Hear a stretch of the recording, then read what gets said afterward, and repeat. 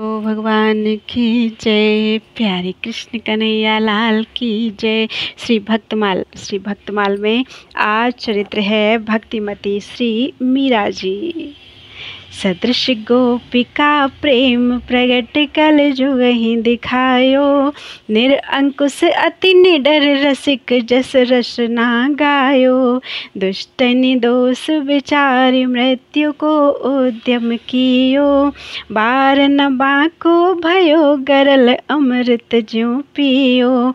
भक्ति निशान बजाए के काहूँ ते नाहिन लजी, लोक लाज कुल श्रृंखला तज मीरा गिरधर भजी। भक्तिमती श्री मीराबाई ने इस कराल कलिकाल में गोपियों के समान श्री कृष्ण प्रेम को अपने में प्रकट करके उसका दूसरों को भी दर्शन करा दिया। स्वच्छंद और निडर होकर रसिक शेखर श्री राधा श्याम सुंदर के सुयश को गाया। दुष्टों ने अर्थात राणा ने इस प्रकार की भक्ति को अनुचित माना और सोच विचार कर इनकी मृत्यु का उपाय किया। इन्हें पीने के लिए विष दिया, उसे ये अमृत की तरह पी गई। भगवान की कृपा से आपका बाल भी बांका नहीं हुआ। भक्ति का डंका बजाकर आपने बिना किसी लोक लज्जा के और संकोच के कुल मर्यादा की बेड़ी बंधनों को त्याग कर श्री गिरधर गोपाल जी का भजन किया। भक्तिमती श्री मीराबाई के विषय में विशेष विवरण इस प्रकार है। सबसे पहले कृष्ण प्रेम की अनन्यता। भक्तिमती श्री मीराबाई की जन्मभूमि मेड़ता नगर अर्थात जोधपुर में थी। बाल्यकाल से ही आप श्री गिरधारी लाल जी की भक्त हो गई थी। उसके बाद चित्तौड़ के राणा शांगा के सुपुत्र श्री भोजराज जी से आपकी सगाई हुई। विवाह के समय आपके पिताजी ने नई नई सुंदर मूल्यवान वस्तुएं एकत्र की, परंतु श्री मीराबाई का मन तो प्रेम रंग रंगीले श्याम सुंदर में डूब चुका था। जिस समय श्री भोजराज जी के साथ भावरें पड़ रही थी, उस समय भी आपका मन सावरे श्री कृष्ण के सुंदर स्वरूप में फंसा हुआ था। विवाह के पश्चात जब विदा होकर ससुराल जाने का समय आया तो उस समय इन्हें प्रेम के आवेश में मूर्छा सी आ गई। इनकी ऐसी बेहुल दशा को देखकर पिताजी कहने लगे कि बेटी, मन में किसी प्रकार का दुख ना मानो, जो वस्त्र एवं आभूषण तुम्हें प्रिय हों ले लो। उस समय आपके नेत्रों में आंसू भरे हुए थे। आपने पिताजी को उत्तर दिया कि इस धन दौलत से मुझे क्या काम। आप लोग यदि हमें इच्छित वस्तु देकर सब प्रकार से संतुष्ट करना चाहते हैं तो श्री गिरधारी लाल जी को मुझे दे दीजिए। इसके अतिरिक्त और सब धन माल सामान उठाकर रख लीजिए। पिता माता को बेटी मीरा बहुत प्यारी थी, अतः मीरा जी की माता ने रोते रोते श्री मीरा जी को अपने गले से लगा लिया और कहा कि श्री गिरधारी लाल जी को तुम अपने साथ ले जाओ, खूब प्रेम से इनकी सेवा पूजा करो। श्री मीरा जी ने अपनी पालकी में अपने सामने श्री गिरधर लाल को पधरा लिया और उनके नेत्रों से नेत्र मिलाती हुई चली। अपने प्राणपति श्री ठाकुर को पाकर आनंद मगन श्री मीरा जी अपने मन में फूली नहीं समाती थी। इस प्रकार वे राणा भोजराज के भवनों में पहुंच गईं। सास ने इन्हें पालकी से उतारा, रुचिपूर्वक बर दुल्हन की गांठ जोड़ी गई और उन्हें देवी के मंदिर में लाया गया।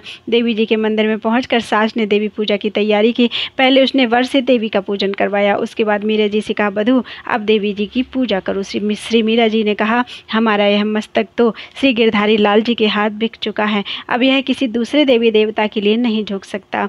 मेरे मन में एक उन्हीं को देखने की, प्रणाम करने की अभिलाषा है। यह सुनकर सास ने कहा, कुल पूज्या देवी जी हैं, इनकी पूजा करने से नारियों का सौभाग्य बढ़ता है, इसलिए तुम हठ ना करो, श्री देवी जी के चरणों में सिर रखकर प्रणाम करो। श्री मीरा जी ने सास के हठ करने पर बार बार यही कहा कि आप इसे निश्चय करके मान लो कि मैंने सुकुमार भगवान श्याम सुंदर के श्री चरणों में अपना सर्वस्व न्योछावर कर दिया है, अब अन्य का पूजन या प्रणाम मुझसे नहीं होगा। श्री प्रियदास जी ने मीरा के श्री कृष्ण प्रेम की इस अनन्यता का वर्णन इस प्रकार किया है। मेर तो जन्म भूमि झूम हित नैन लगे, पगे गिरधारी लाल पिता ही के धाम में। राणा के सगाई भई करी ब्याह श्यामा नई, गई मति बूढ़ व रंगीले घन श्याम में। भावर परत मन सावर स्वरूप माझ, तावर सियावे चले वे कुपति ग्राम में। पूछे पिता माता पट आवरण लीजिए जो, लोचन भरत नीर कहा काम दाम में। देवो गिरधारी लाल जो निहाल कियो चाहो, और धन माल सब राखिए उठाए के। बेटी अति प्यारी प्रीति रंग चढ़ो भारी रोए, मिली महतारी कही लीजिए लड़ाए के।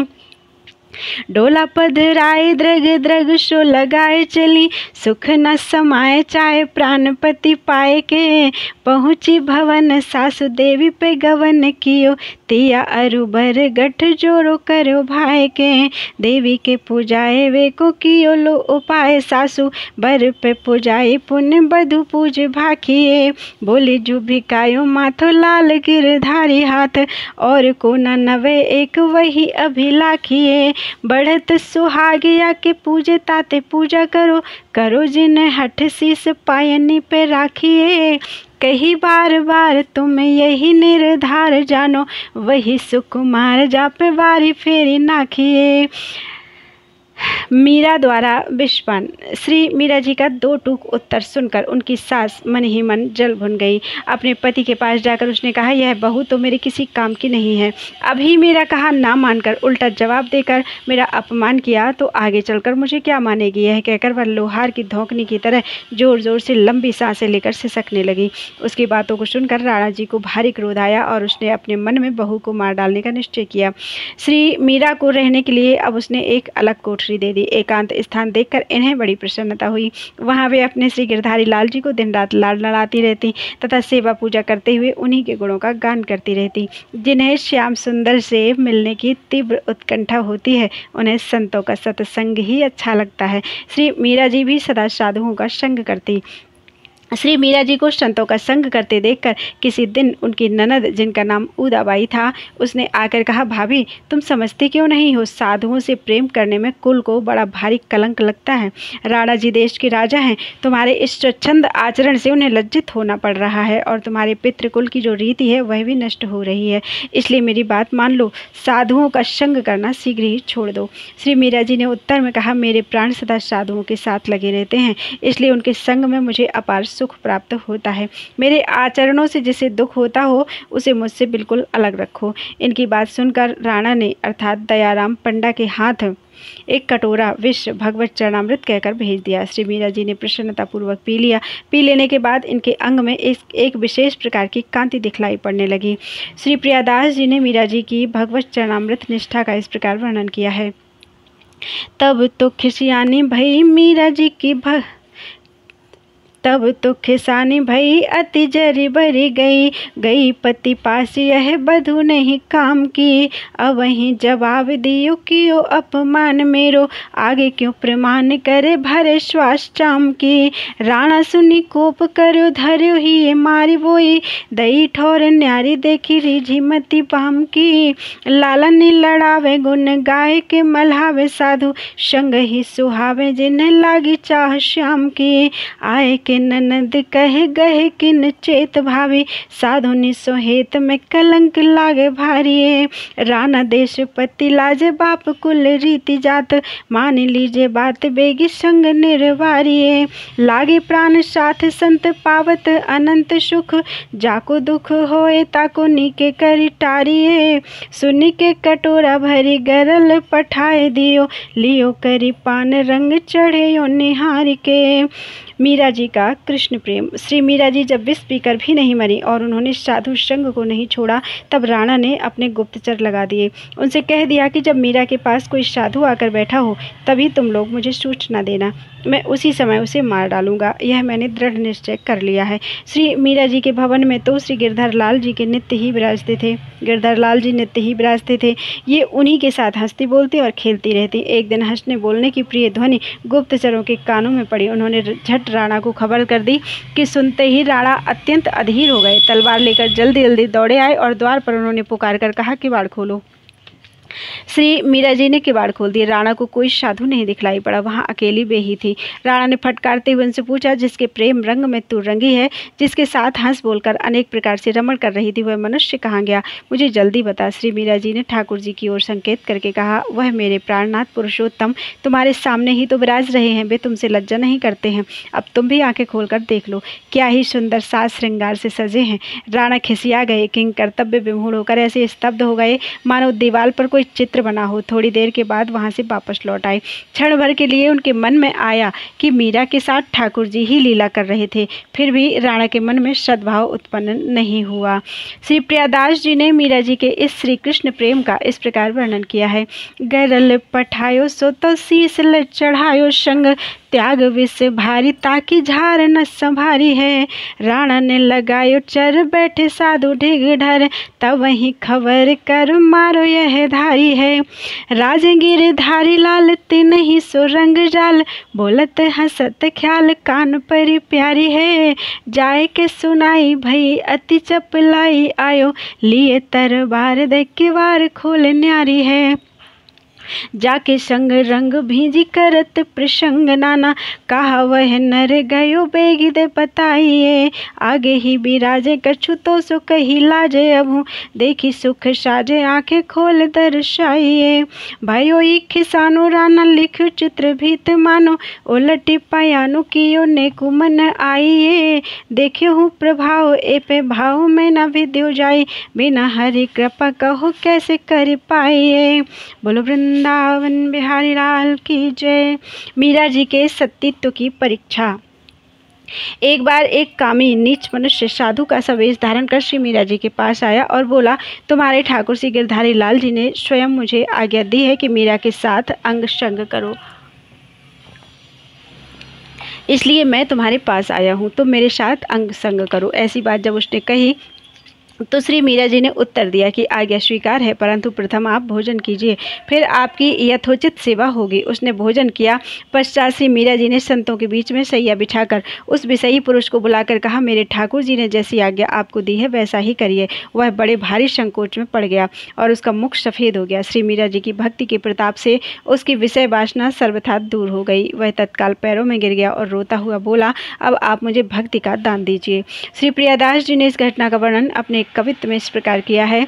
विषयी कुटिल एक भेष धर साधु लियो, कियो यो प्रसंग मोसो अंग संग कीजिए। आज्ञा मुको दई आप लाल गिरधारी, अहो शीश धर लई करी भोजन हो लीजिए। संतन समाज में बिछाए सेज बोल लियो संग, संक अब कौन की निशंक रस भीजिए। सेत मुख भयो विषय भाव सब गयो नयो, पायन पे आए मोको भक्ति दान दीजिए। मीरा जी का रणछोड़ में विलीन होना। श्री मीरा जी के विलक्षण रूप सौंदर्य की प्रशंसा सुनकर अकबर बादशाह का हृदय आकृष्ट हो गया। इनका दर्शन करने की इच्छा से वह तानसेन को साथ लेकर आया। श्री गिरधर गोपाल जी की छवि एवं मीरा जी की भक्ति भूषित सहज सरस सौंदर्य को देखकर बादशाह निहाल हो गया। तानसेन ने एक सुंदर पद गाया और बादशाह ने एक मणिमाला श्री ठाकुर जी के चरणों में अर्पण की। एक बार श्री मीराबाई जी श्री वृंदावन धाम आई। उस समय वृंदावन में श्री चैतन्य महाप्रभु के अंतरंग लीला सहचर श्री जीव गोस्वामी जी नामक एक महान संत रहते थे। मीरा जी जब उनके दर्शन हेतु गईं तो उन्होंने कहलवाया कि वे स्त्री का मुख नहीं देखते।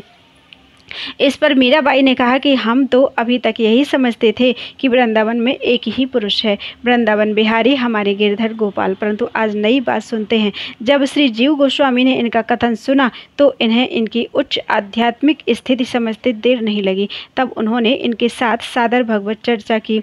श्री जीव गोस्वामी जी से मिलकर उनसे सत्संग कर मीरा जी बहुत संतुष्ट हुई। उनके स्त्री मुख न देखने के प्रण को आपने छुड़ा दिया।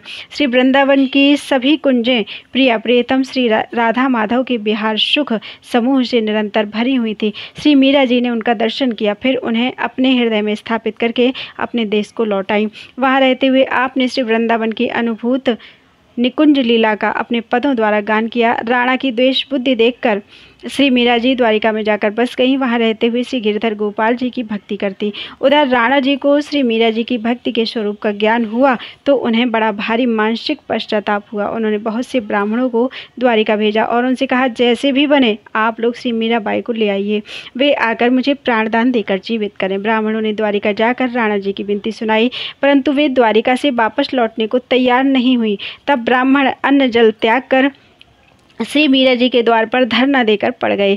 ब्राह्मणों के हट को देखकर इन्होंने कहा, अच्छा तो मैं श्री रणछोड़ लाल जी से विदा हुआ हूँ। ऐसा कहकर वे मंदिर में गई। भगवान के सम्मुख विनती करते हुए इन्होंने निम्न पद गाया। साजन सुध ज्यों जानो त्यों लीजे, तुम बिन मेरे और न कोई, कृपा रावरी कीजे। दिवस न भूख रैन नहीं निंदरा, यूं तन पल पल छीजे। मीरा के प्रभु गिरधर नागर, मिल बिछुरन मत दीजे। पद कीर्तन एवं नृत्य करते करते श्री मीरा जी श्री रणछोड़ जी में ही लीन हो गईं। इसके बाद फिर किसी ने उनका दर्शन नहीं पाया। श्री प्रियादास जी ने मीरा के श्री रणछोड़ जी में विलीन हो जाने की इस घटना को इस प्रकार वर्णित किया है।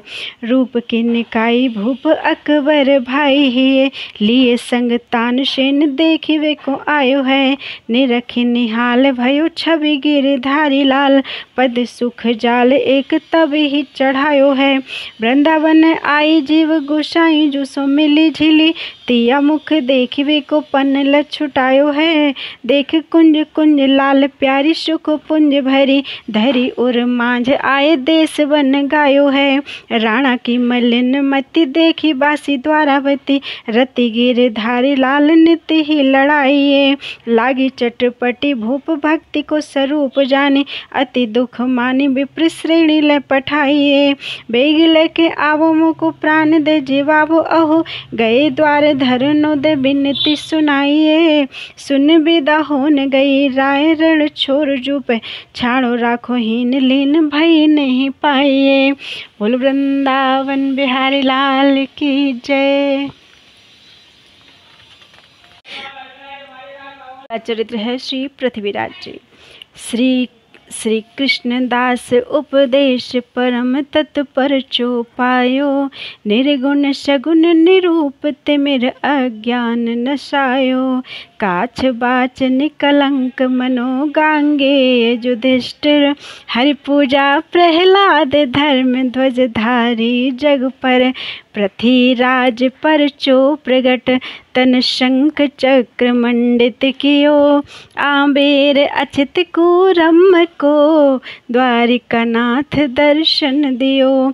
पयोहारी श्री कृष्णदास जी के उपदेशों से आमेर के कुर्मवंशी अर्थात कछवाहा क्षत्रिय राजा पृथ्वीराज को परम तत्व का बोध प्राप्त हुआ। उन्होंने निर्गुण सगुण ब्रह्म का निरूपण कर राजा के अज्ञान अंधकार को नष्ट कर दिया। वे राजा गंगा जी के पुत्र भीष्म पितामह की तरह जितेंद्रिय एवं धर्मराज युधिष्ठिर की तरह सत्यवादी थे। भगवत पूजा निष्ठा में प्रहलाद के समान थे।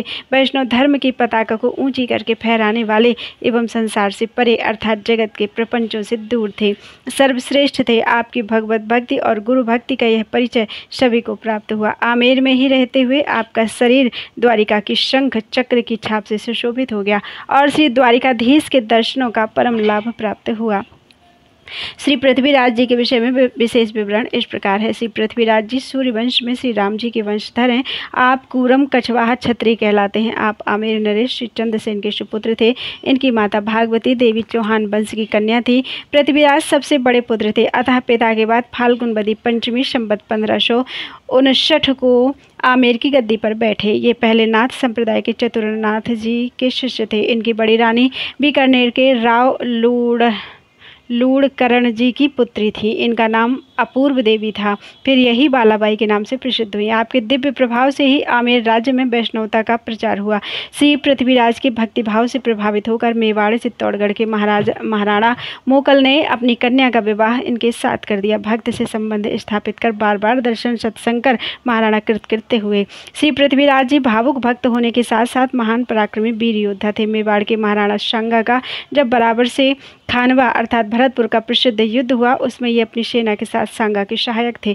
वहां आपने बड़ा पराक्रम दिखाया। सांगा के मूर्छित हो जाने पर आप उन्हें वशवा ले आए और वहां उनकी चिकित्सा कराई। श्री बालाबाई के साथ आपका विवाह विक्रम संवत 1564 में हुआ। इनके 9 रानियां और 19 पुत्र थे। श्री पृथ्वीराज जी के एक पुत्र का नाम भारमल था। ये आशकरण के बाद गद्दी पर बैठे। श्री भारमल के पुत्रों में भगवंत दास जी बड़े थे, जो भारमल जी के बाद राजगद्दी पर बैठे। श्री भगवान दास जी भारमल जी के छोटे पुत्र थे। इन्हें ससम्मान अकबर ने मानसबदारी दी थी। ये लवाड़ के जागीरदार थे। अकबर से श्री भगवान दास को बांके राजा का खिताब मिला था। इसकी कथा इस प्रकार है। एक बार जब आगरे का किला बन रहा था तब वहीं आपका शिविर लगा था। राजमंत्रियों ने आपसे कहा कि आप अपना शिविर हटा लीजिए, किले की नींव खुदेगी। आपने उनके आग्रह पर करने पर भी शिविर नहीं हटाया और कहा कि किला बांका रहे, यही ठीक है। इस वीरोचित स्वभाव का अकबर ने आदर किया। किले की दीवार सीधी नहीं बन सकी। बादशाह ने इन्हें बांके राजा का खिताब दिया। तभी से श्री भगवान दास जी के वंशज बांकावत कहे जाते हैं। श्री पृथ्वीराज का एक पद दृष्टव्य है, ऐसे ही व्यवहार लागो जग रहावे, प्रगट पुरुषता को कोई ध्यावे। अलख अभेद गति काहू नहीं जानी, कुकश कर्म लघि रिझु है प्राणी। संसार असार तेरी दुसह माया, यही डर पृथ्वीराज राम शरण आया। आमेर नरेश महाराज श्री पृथ्वीराज जी की पत्नी बालाबाई जब अपने पिता के घर थी तो इन्होंने श्री कृष्णदास जी पैहारी से वैष्णव मंत्र की दीक्षा ले रखी थी। कालांतर में इनका विवाह श्री पृथ्वीराज जी से हुआ। रानी बालाबाई के अनुरोध से ही श्री कृष्णदास जी ने वहां आकर अपने प्रभाव से पृथ्वीराज को शिष्य बनाया। वर्णन आया है कि जब श्री कृष्णदास जी राजा रानी को भक्ति में खूब दृढ़ करके वहां से जाने लगे तो रानी बालाबाई ने अनुनय विनय करके महाराज को रोक लिया और राजमहल में उनकी धूनी लगवाई। मन वचन कर्म से अत्यंत सेवा करके उन्हें संतुष्ट कर रानी ने यह वचन भरवा लिया कि जब तक मैं न कहूँ तब तक आप मेरे यहाँ से नहीं जाएं। भक्त प्रेम परवश श्री पैहारी जी बहुत दिनों तक वहाँ बने रहे। एक दिन संसार के अन्य प्राणियों को भी अपने दर्शन, स्पर्श एवं समागम आदि से कृतार्थ करने का विचार कर श्री पैहारी जी ने एक लीला की। एक दिन नित्य की भांति आप नरसिंह भगवान के जगमोहन में बैठकर भगवत गुणगान कर रहे थे। राजा रानी श्रवण कर रहे थे। सत्संग की समाप्ति पर आपने सहज भाव से कहा कि अब मैं जा रहा हूँ। रानी ने समझा कि धूनी पर जाने को कह रहे हैं, अतः कह दिया पधारो महाराज। बस इतना सुनना था कि आप तुरंत वहां से चले और द्वार से निकलकर अंतर्धान हो गए। रानी सशंकित हुई कि महाराज चले तो नहीं गए, धूनी पर ना मिले। तब इधर उधर बहुत खोज कराई, कहीं कुछ पता न चला। तब राजा रानी को बड़ा दुख हुआ। श्री गुरु जी के वियोग में दोनों ने अन्न जल का परित्याग कर दिया। तब इनके दुख की निवृत्ति के लिए श्री पैहारी जी ने इन्हें स्वप्न में दर्शन देकर आदेश दिया कि मेरे चरण के चिन्ह जो जगमोहन की सीढ़ी आदि पर बन गए हैं, इनका दर्शन करो, उन्हीं का पादोदक लो और उन्हीं के अर्चन बंधन में सुख संतोष मानकर अन्न जल ग्रहण करो और भगवत भजन करो। राजा रानी ने ऐसा ही किया। आमेर के पुराने राजमहलों में अब भी श्री पैहारी जी की धूनी के तथा चरण चिन्हों के दर्शन होते हैं। श्री नरसिंह भगवान शालिग्राम धूनी और श्री चरण चिन्हों से आमेर में तीर्थत्व है। इनके दर्शन पूजन से लोगों के मनोरथ पूर्ण होते हैं। एक बार राजा पृथ्वीराज जी रानी बालाबाई को घर पर ही छोड़कर अपने दल बल सह श्री नर नारायण भगवान का दर्शन करने बद्रिकाश्रम गए। इधर रानी को भी भगवान के दर्शनों की प्रबल उत्कंठा हुई। गुरुदेव की कृपा से उन्हें सिद्धि प्राप्त थी। उसी के बल से संकल्प करते ही ये राजा से कुछ पहले ही पहुंचकर श्री नारायण का दर्शन कर रही थी। इतने में राजा भी वहां पहुंचे। आगे रानी खड़ी थी, अतः राजा को दर्शन में अवरोध हो रहा था। तब राजा ने कई बार कहा कि बाई जी तनिक सामने से हट जाओ, मुझे भी दर्शन कर लेने दो। जब रानी कुछ बगल हटी तो राजा की किंचित दृष्टि रानी की ओर गई तो उन्हें देखकर संदेह हुआ कि यह तो रानी साहिबा मालूम पड़ती हैं। असंभव जानकर ध्यानपूर्वक देखे बिना ही भगवत दर्शन प्रार्थना में मगन हो गए। कुछ दिनों बाद जब घर को आए तो रानी ने राजा को प्रणाम कर निवेदन किया कि आप श्री नरनारायण के समक्ष मुझे बाई, जिसका अर्थ पुत्री या बहन होता है, उस शब्द से संबोधित कर चुके हैं। अतः अब मैं आपकी बाई ही हूँ और भविष्य में सदा इसी भाव का दृढ़तापूर्वक निर्वाह हो। अब आप मुझे बाई शब्द से ही संबोधित किया करें। भक्तराज राजा ने रानी की दिव्य गमन शक्ति का परिचय पाया और हार्दिक सद्भाव की प्रशंसा कर सहर्ष उसे स्वीकार किया। अब इन दोनों को भगवत भजन में पहले की अपेक्षा अधिक आनंद की अनुभूति होने लगी। आमेर नरेश श्री पृथ्वीराज जी स्वामी श्री कृष्णदास जी महाराज पयोहारी जी के शिष्य थे। एक बार उनकी आज्ञा से वे उनके साथ द्वारिका जी की यात्रा के लिए तैयार हुई। राजा के दीवान ने जब यह बात सुनी तो उसे दुख हुआ। वह रात को एकांत में श्री पयोहारी जी महाराज के पास गया और उसने चुपके से कान में कहा, महाराज जी इस समय राजा तन मन और धन से साधुओं की सेवा में लगे हुए। आमेर नगर की जनता में भक्ति की सुंदर भावना व्याप्त है। राजा के चले जाने से साधु सेवा में तथा भक्ति प्रचार में बाधा होगी। अतः मेरे विचार से तो आप राजा को साथ ना ले जाएं, सो ही ठीक है। श्री पयोहारी जी ने कहा, तुम जाओ, मैं राजा को साथ नहीं ले जाऊंगा। मंत्री की बात को स्वामी जी ने राजा से नहीं बताया। प्रातःकाल राजा पृथ्वीराज हाथ जोड़कर श्री स्वामी जी के सामने खड़े हो गए। तब आपने आज्ञा दी कि तुम मेरे साथ ना चलकर यहीं आमेर में ही रहो और साधु सेवा करो। राजा ने श्री पयोहारी जी से प्रार्थना की कि प्रभु मैं श्री द्वारकानाथ जी के दर्शन, श्री गोमती संगम में स्नान एवं भुजाओं में शंख चक्र की छाप धारण करूँ। इसलिए आप अपने मन में मुझे भी साथ ले चलने की इच्छा कीजिए। श्री स्वामी जी ने कहा, राजन, तुम अपने मन में तनिक भी चिंता ना करो। दर्शन, स्नान और छाप, ये तीनों लाभ तुम्हें घर बैठे ही मिलेगी। राजा ने कहा, आपने जो आज्ञा दी उसे मैंने सिर पर धारण कर लिया। इसके बाद श्री पयोहारी जी ने प्रस्थान किया। कहते हैं कि राजा की भक्ति को देखकर आपने अपनी योग सिद्धि से आधी रात के समय राजमहल में प्रकट होकर राजा को वहीं श्री द्वारिकाधीश जी के दर्शन करा दिए। राजा ने प्रदक्षिणा करके साष्टांग दंडवत की। भगवान ने कहा, मेरी बात ध्यानपूर्वक सुनो, यह गोमती संगम है, तुम इसमें स्नान कर लो। प्रभु की बात सुनकर राजा ने बड़े प्रेम से स्नान किया, परंतु गोता लगाकर जब बाहर आए तो वहां भगवान नहीं दिखलाई पड़े। शंख चक्र की छाप राजा के शरीर में लगी थी। इधर सोकर उठने में राजा को विलंब हुआ जानकर रानी उन्हें जगाने आई। उन्होंने देखा कि राजा का शरीर भीगा हुआ है। कैसे भीगा है पूछने पर राजा ने कहा कि अभी अभी मैंने श्री गोमती जी में स्नान किया है। तुम भी मेरे शरीर एवं वस्त्रों में लगे जल का स्पर्श कर लो और श्री द्वारिकानाथ जी को हृदय में धारण कर लो। रानी ने ऐसा ही करके अपने को बड़भाग्नि माना। श्री प्रियादास जी ने इस अलौकिक घटना का अपने कवित्व में इस प्रकार वर्णन किया है। पृथ्वीराज राजा चलो द्वारिका, श्री स्वामी संग अति रस रंग भर्यो, आज्ञा प्रभु पाई है, सुनी के दीवान दुख माने, निशिकान लग्यो कहीं पग्यो, साधु सेवा भक्ति घर छाई है। देखिए निहारी के विचार कीजिए, इच्छा जोई लीजिए, नहीं साथ जाओ बात ले दुराई है। आयो भूर भूप हाथ जोर कर ठाड़ो रहो, कहो रहो देश सोनी देश न सुहाई है। द्वारावती नाथ देखी गोमती, स्नान करो धरो भुज छाप, आप मन अभिलाखिए, चिंता जिन कीजे तीनों बात यहाँ लीजे अजू, दीजे जोई आज्ञा सोई सिर धरी राखिए। आए पहुँचाए दूर नैन जल पूरी, बहे दहे और भारी कहा संग रस चाखिए। बीते दिन दोए निसी रहे होते सोई भोई, गई भक्ति गिरा आए बानी मधु भाखिए। अहो पृथ्वीराज कही स्वामी ही शिवानी लही, आयो उठी दौर बाही ठौर प्रभु देखे हैं। घूम्यो कहो कान धरो गोमती, स्नान करो सुनि के अनहायो, पुनि बे न कहूँ पेखे हैं। शंख चक्र आदि छाप तन सब व्याप गई, भइयो आवार रानी आए और रेखे हैं। बोले रहो नीर में शरीर ल सनाथ कीजे, लीजे नाथ ही निज भाग करी लेखे हैं।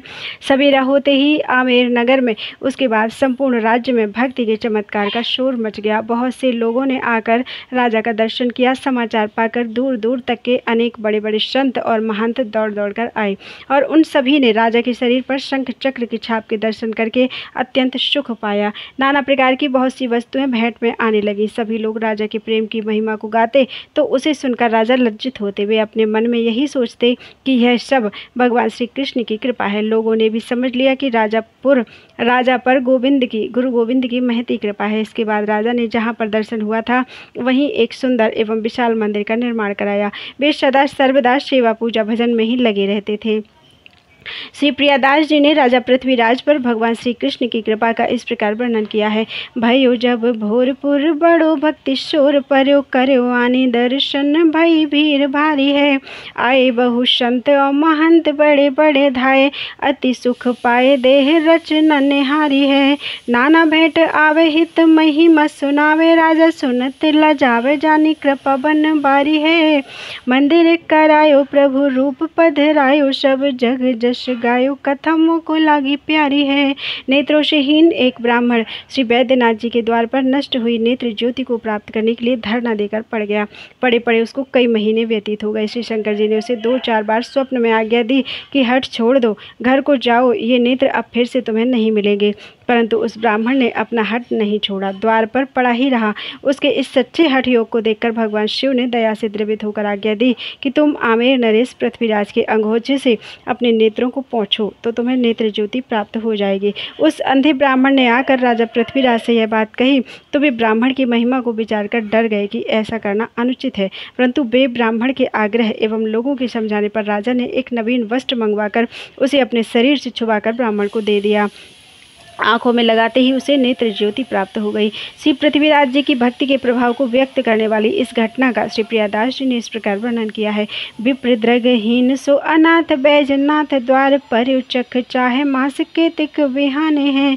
आज्ञा बार 2-4 भई ये न फेरी होही, या कुहट सार देखी शिव पिघलाने हैं। पृथ्वीराज अंग के अंगोछा सो अंगोछो जाए, आए के सुनाई द्विज गौरव डेराने हैं। नयो मंगवाए तन छवाए छवायो, नैन खुले चैन भयो जन लखी सरसाने हैं।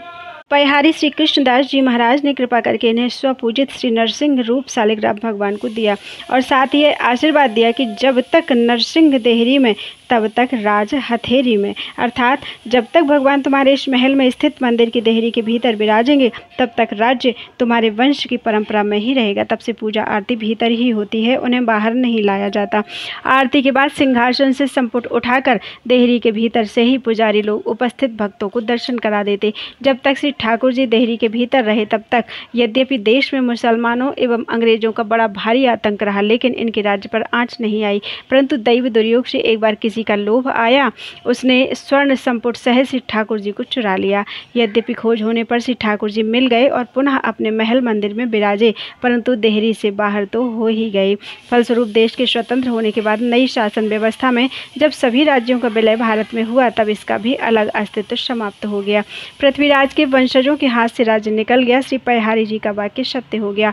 श्री पृथ्वीराज जी ऐसे क्षमाशील थे कि एक बार एक मंत्री ने छल करके इनके राजकोष से बहुत सा धन चुरा लिया, परंतु इन्होंने उसे क्षमा ही कर दिया। यद्यपि अन्य सभी लोगों ने बहुत प्रयत्न किया कि इस मंत्री को दंडित किया जाए क्योंकि इसने धन की हानि की है। आपने यह कहकर सबका समाधान किया कि इन मंत्री महोदय के द्वारा राज्य को लाभ भी बहुत हुआ, अतः यह सामान्य हानि हर हालत में स्वीकार कर हर हालत में क्षम्य ही है। राजा की क्षमाशीलता का मंत्री के ऊपर बड़ा भारी प्रभाव पड़ा। उसने अपना अपराध स्वीकार कर सब धन लौटा दिया और वह अपने समस्त दुर्गुणों का परित्याग कर भक्ति पंथ में आरूढ़ हो गया। ऐसे आपके अनेक उदार चरित्र हैं जिनके द्वारा प्राणियों को सत प्रेरणाएं मिलती हैं। बोलो वृंदावन बिहारी लाल की जय।